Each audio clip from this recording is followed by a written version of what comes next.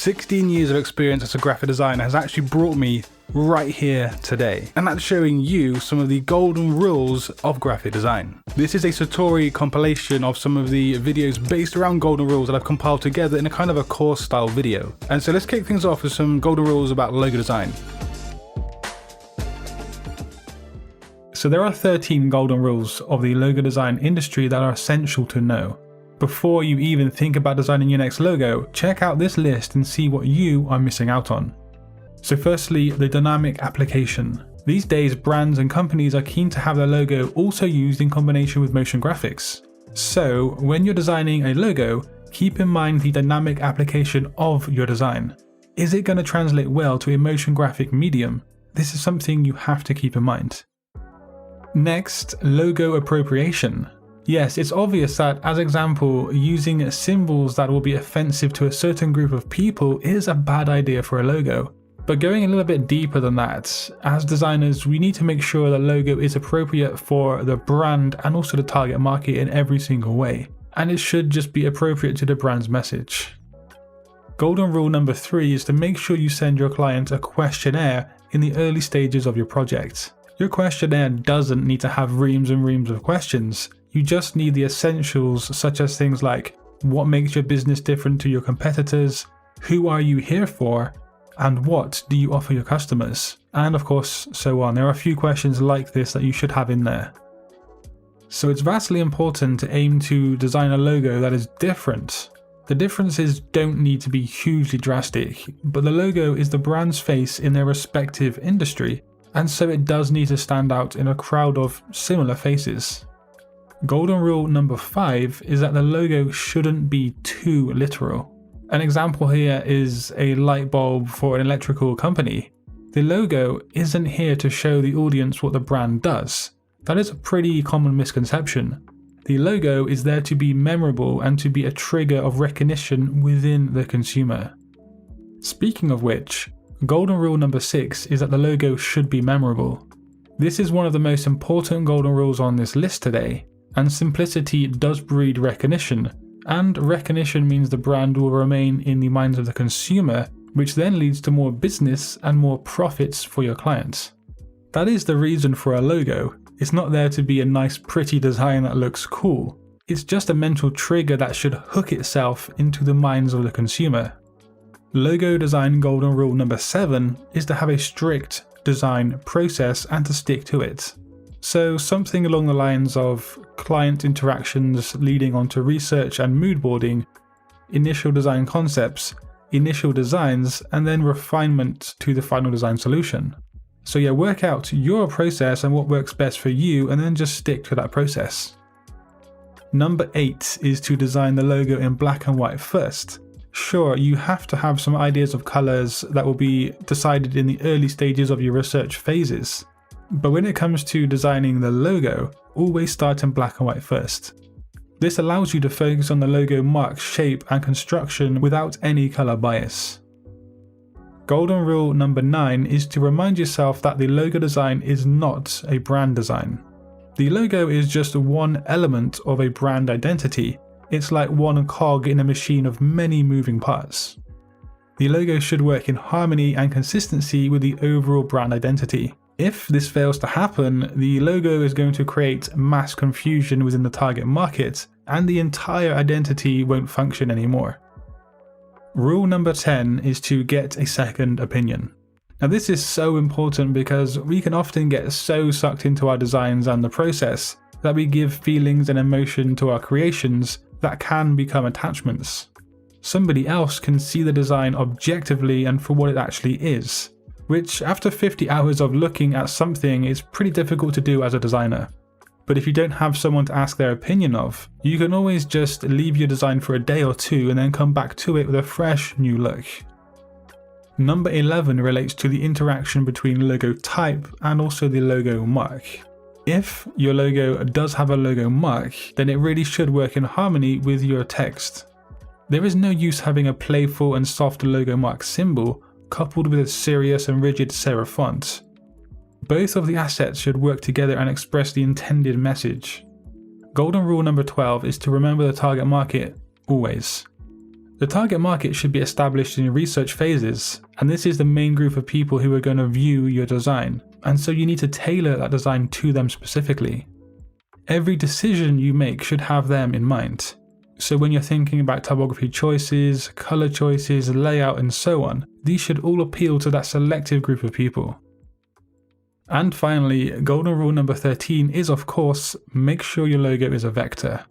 There is absolutely no excuse or good reason as to why your logo should be a raster file. Vectors scale up and down literally to any size and they still retain their quality.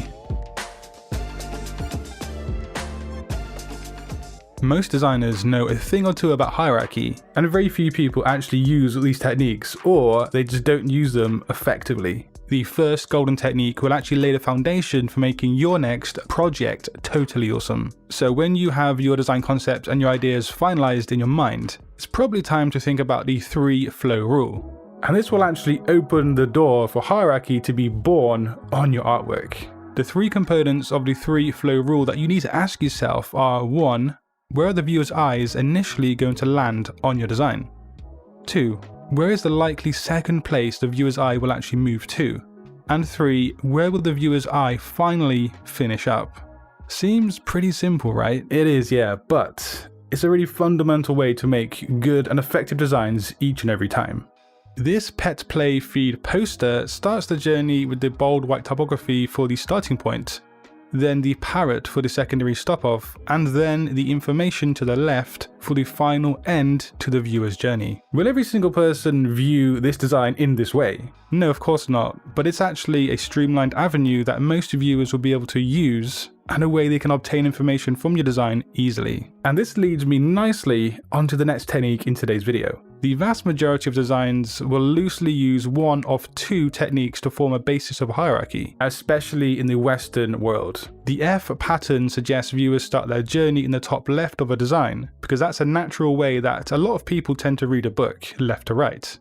Then they move over to the right, and then below that, most content will be aligned to the left and extend out towards the right. The second method is the Z or the Z pattern, depending on where you're from. Again, we start in the top left, then we move over to the right, but this time we go diagonally down to the bottom left, and then finally over to the bottom right. This is the instinctive way that most people will view and actually look at a design, and so by knowing this alone, you can then apply hierarchy to your designs accordingly, which we're going to look at right now. Now you could have absolutely nothing in the top left or top right, but have a focal point in the very center, and then the viewer will scan from the top left and then move down into the middle. Then perhaps move to the bottom left and then finish in the bottom right, where maybe a link or a contact might be. This still follows both of these patterns if you actually think about it. Of course, these are just templates to keep in mind when you're designing something. They're actually just there for you to use in conjunction with the hierarchy to build a framework of your designs.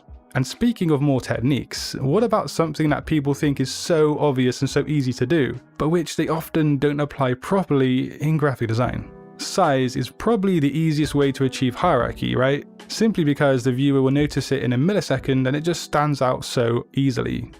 But here's a really good way for structuring that hierarchy in terms of size, and all you have to do is think of these 3 levels. So we have 1, the hook, 2, the secondary detail, and 3, the finisher. Now most designers will say the most important parts of your design should be the biggest on your design. And I say, yes, that's true some of the time, or quite often actually. But there are other times when that doesn't actually apply. If your design is about a product, then the hero of the design will actually be that product itself, as you can see here. The drink is the focal point and it's the largest on the design. It's that initial hook. However, if we look here, the focal point is more of an artistic visual hook, and the important information would be the dates and the location of this event. So try and make the hook on your design the largest, and it doesn't have to be the most important thing, but a lot of the time it will be. Then secondary detail is second largest. And finally, the smaller sections are where you want the viewer to finish and actually take in crucial information. This would also be where your CTAs go. So once a viewer is actually hooked onto your design from afar, then they start to go on that journey across your design, then they should finish the important information. This logic works really well when you combine it with the Z and the F patterns from earlier. So there's actually a really neat trick that you can use with hierarchy when you have grouped objects on your design. Now if you place one of the objects larger and in the center of a group, with then equal sets of other objects either side, then it automatically stands out and creates hierarchy. However, if we arrange the objects differently, the level of hierarchy will be diminished. But again, this actually works on specific grouped objects on the design, so it's not actually going to be applicable just everywhere. But yeah, it's always good to know, and it's a pretty cool trick. Now, one mistake I see time and time again relates to the next golden technique of visual hierarchy. So when thinking about typography on your designs in regard to hierarchy, it's actually a really good idea to think about that 3-level rule we spoke about earlier. The hook, the secondary detail, and then the finisher. So here, the typographic hook is the future big gun section, and then just below that, the secondary text. And then finally, the book a visit call to action in the upper right. I don't necessarily think this is a particularly good CTA. It's not too shabby, and you can see how it fits into that 3-level rule when talking about hierarchy. Your designs don't need to strictly follow this technique, but they are great to keep in mind as a basis when implementing hierarchy on your designs. Now, if I was to ask you, what is the best friend of hierarchy in graphic design? What would you say? This design uses it, and so does this design right here. Hierarchy literally cannot survive or work without white space, or even just proper use of white space. The space allows distinctions to be made by the viewer, so hierarchy can actually be identified subconsciously. I easily fall in love with graphic design packaging, and in fact, I've bought things in the past simply due to packaging alone. But how do we make packaging that makes everybody smile from ear to ear? Here are some golden rules of package design that will help you on your next project. And if you don't even work on package designs, then you probably will learn something very cool anyway. Firstly, the best packaging out there actually represents the brand and also the product itself. What does that actually mean, and how can we use it for our advantage? A brand or business is selling something to a specific group of people, and those people are linked to that brand. So you need to make sure the packaging reflects the brand's identity and it appeals to that certain group.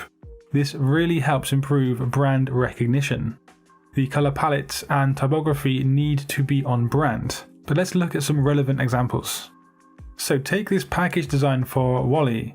It's a home sensor company. And of course, the package design reflects the brand's colors, but take a look at the product itself. It's a very minimal and very clean kind of product. Then take a look at the package design. We have a lot of macro open white space with minimal illustrations and minimal use of typography. The font choices are modern and minimal with clean sans serif options. The package design is an extension of the brand itself and the product, and this is very, very important to remember when you're working on package designs. If your package design doesn't help express the brand or the product, then it's pretty much failed at this point. Furthermore, moving on to the next golden rule of package design, the packaging needs to be absolutely tailored to the target market of the product itself. And here's a cosmetics brand, Arade.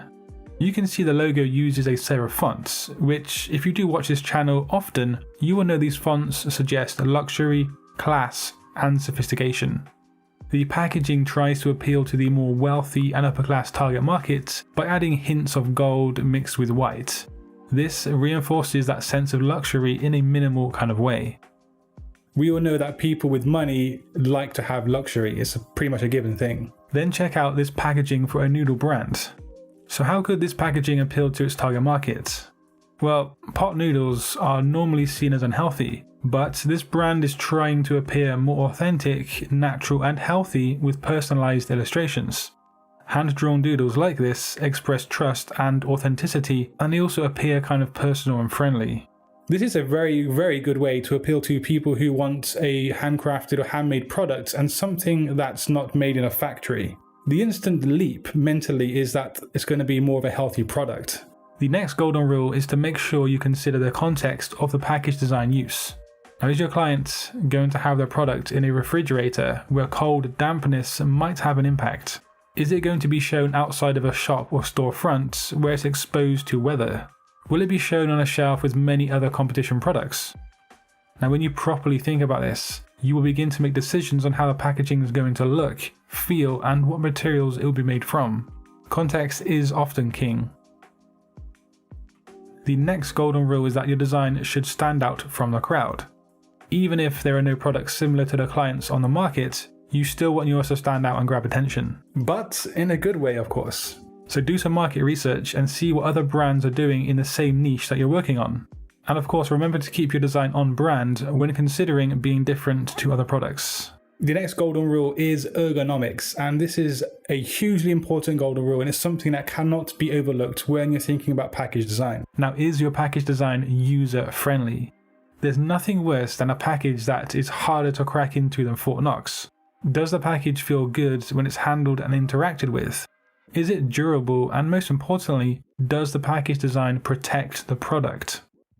These are all questions you need to be asking yourself, and you need to do things and test things before you send them to a client or even, of course, the consumer. A big part of package design is the designing, but it's also the printing, the testing, and the making.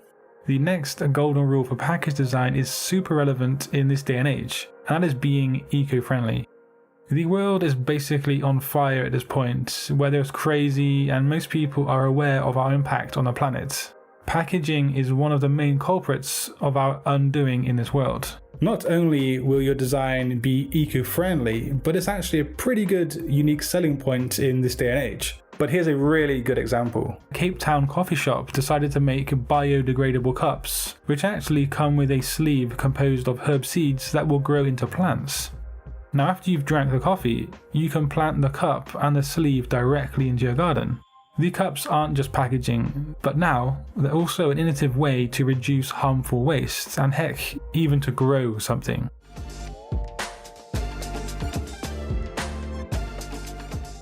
In today's quick-fire tutorial video, I've got some golden rules for you to remember and also to apply to your graphic designs.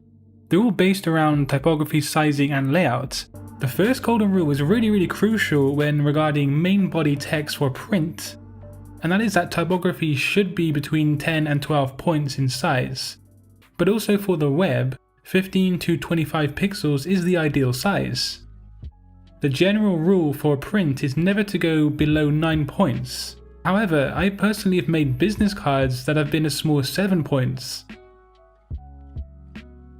It really does depend on your design, and of course, testing the print afterwards to see if it's legible. But yeah, for main body text on say a magazine, 10 to 12 points is the ideal size. Now moving on to line spacing, which is also known as leading. This is the space between each baseline, i.e. the invisible line the text sits on. And it's suggested that this space should be from 120 to 145% of the text size.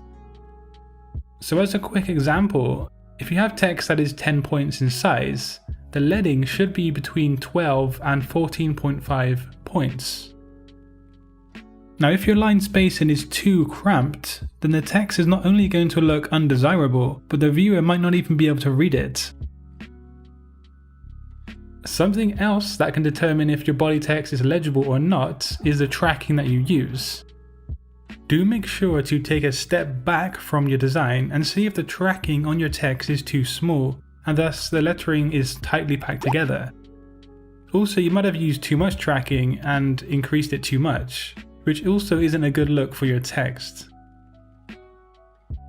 Now another figure or number that you do need to keep in mind for a general kind of rule is for how many characters are on a line of text. And the number given is 45 to 90 characters, which does include spacing as well. But again, you might have a magazine layout with like 3 columns on one page, and so obviously this rule is not going to apply here. But just keep in mind the 45 to 90 characters number as a kind of general rule. Now here is a handy rule for you to keep in mind for magazines and also website design, or just web-based editorial designs. The primary heading on your design is advised at being 180 to 200% the size of the main body text. And then any kind of secondary headings can be set at 130 to 150% of the main body text. Just remember guys, there's always going to be exceptions to every single rule out there, but these are just handy golden rules to keep in mind. So when writing out huge reams of main body text, sometimes it is tempting to allow a word to cross over to the next line, split in half with a dash or a hyphen. Now in the world of editorial design, this is a big no-no, and it shouldn't be part of your workflow. It looks untidy and just unprofessional in general, and it breaks up the reading experience for the viewer in a kind of disjointed manner. Now another golden rule that is somewhat of an aesthetic approach is that there are very few situations where you're going to want to align the text centrally speaking. When in doubt, just align your text to the left-hand side for an efficient and a tidy appearance. Now the main golden rule that you do need to take away from in today's video is that you absolutely need to test print everything before printing out huge quantities of copies, and that is before you send the final designs to a client. Many designers out there really wish they would have test printed their designs in some situations. And if you want to learn all about white space in terms of macro, micro, passive and active, just click that video on screen. And until next time guys, design your future today. Peace.